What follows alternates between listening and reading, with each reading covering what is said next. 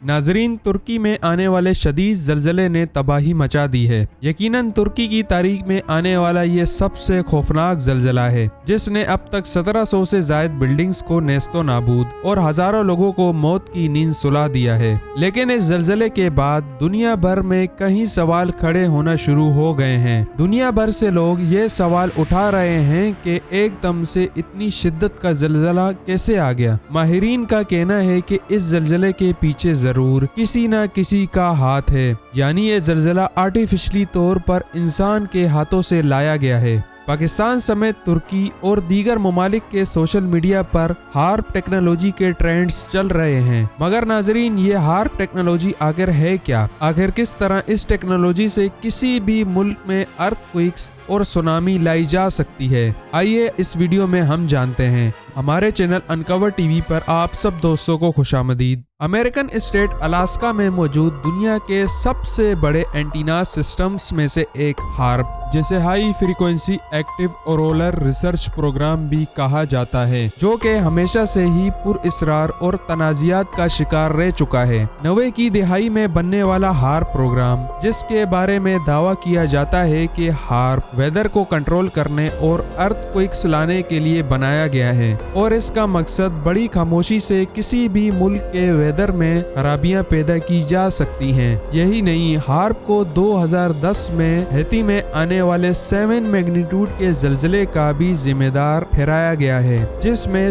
2,20,000 लोगों की मौत हुई थी। इसके साथ 11 मार्च 2011 जापान में आने वाले अर्थक्वेक और हैबतनाक सुनामी, 2013 में ओक्लाहोमा टोर्नेडो, 2006 में फिलीपींस में 10 दिन से जायद चलने वाली बारिश और अर्थक्वेक्स और इन जैसे वाकयात को भी हार्प प्रोग्राम के इस्तेमाल से जोड़ा गया है। और ये दावा भी किया जा रहा है कि हार्प टेक्नोलॉजी लोगों के जहनों को कंट्रोल करने के लिए बनाई गई है। मगर सवाल ये है कि हार्प क्या है, इसे क्यों बनाया गया? क्या वाकई हार्प के जरिए किसी भी मुल्क में अर्थक्वेक्स, सुनामी और वेदर को चेंज किया जा सकता है? बेसिकली हार्प को यूएस एयर फोर्स ने बनाया था और वो ही इसे कंट्रोल किया करते थे। लेकिन 2015 में यूएस एयर फोर्स ने हार्प को university of Alaska and Fairbanks के हैंडओवर कर दिया। हार्प टेक्निकली वर्ड्स में high power high frequency transmitter है, जो आइंस्पेयर पर रिसर्च करने के लिए बनाया गया है। आइंस्पेयर एटमॉस्फेयर का एक बहुत ही एक्टिव पार्ट है, जहां एक खास किस्म की गैस पाई जाती है जो सनलाइट रेडिएशन या फिर रेडियो वेव्स की वजह से एक्साइट हो जाती है और उन लाइट्स को जमीन की तरफ रिफ्लेक्ट करती है, जिसकी वजह से हमें स्पेस में मौजूद खूबसूरत लाइट्स नजर आती है। सिर्फ यही नहीं, आइंस्पेयर रेडियो वेव्स के लिए एक मिरर का काम भी करती है, जहां रेडियो वेव्स इस हिस्से से टकराकर सेम फ्रीक्वेंसी में टारगेटेड जगह पर पहुंच जाते हैं। ये तो वो इंफॉर्मेशन है जो हार्प वेबसाइट पर बताई गई है। लेकिन हार्प प्रोग्राम से पर्दा तब उठा जब अर्थ टोमोग्राफर ब्रोक्स एग्न्यू ने एक एक्सपेरिमेंट कंडक्ट किया। उन्होंने रेडियो टोमोग्राफी का इस्तेमाल किया। रेडियो टोमोग्राफी ऐसे अमल को कहते हैं जहां रेडियो वेव्स की मदद से किसी भी चीज की शेडो इमेज हासिल की जा सकती है। ब्रोक्स ने बताया कि उन्होंने 40 वाट रेडियो पावर यूज करके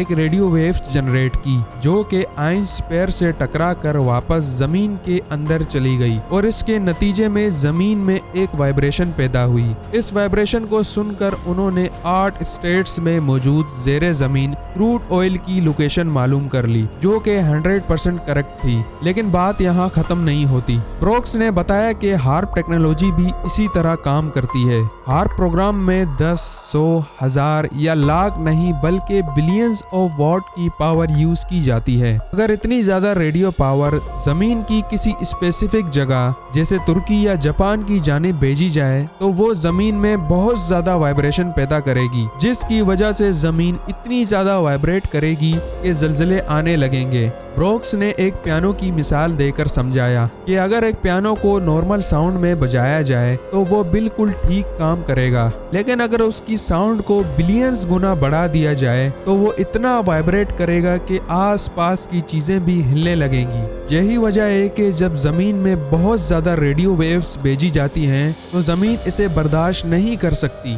और वाइब्रेट करने लगती है, जिसकी वजह से जलजले आ जाते हैं। और नाजरीन, ये रिपोर्ट्स भी आ रही हैं कि तुर्की में आने वाले जलजले से पहले आसमान में हलचल भी देखी जा चुकी है। यही नहीं, 2008 में चाइना में आने वाले जलजले से 30 मिनट पहले ये लाइट्स लाइव आसमान पर देखी जा चुकी है। इससे लगता है कि ब्रोक्स की बात में वजन है। हो सकता है कि अर्थक्वेक से पहले हाई पावर रेडियो वेव्स भेजी गई हों, लेकिन ये थ्योरी अब तक सबूत के साथ साबित नहीं हुई है। इसके साथ साइंटिस्ट का ये भी मानना है कि हार्प के जरिए किसी भी मुल्क के वेदर को कंट्रोल किया जा सकता है। इस टेक्नोलॉजी के इस्तेमाल से कहीं सुहाना मौसम तो कहीं खुश्क साली भी लाई जा सकती है। अर्थक्वेक से लेकर सुनामी, मौसम में तब्दीली और जमीन में क्रूड ऑयल ढूंढना, हार्प प्रोग्राम से न जाने और क्या क्या काम लिए जा सकते हैं, ये तो वक्त ही बताएगा। नाजरीन, आप दोस्तों को हमारी ये वीडियो कैसी लगी हमें कमेंट सेक्शन में जरूर बताइए। साथ ही हमारे चैनल अनकवर टीवी को भी जरूर सब्सक्राइब कीजिए। मिलते हैं एक और न्यू वीडियो के साथ, तब तक के लिए अल्लाह हाफिज।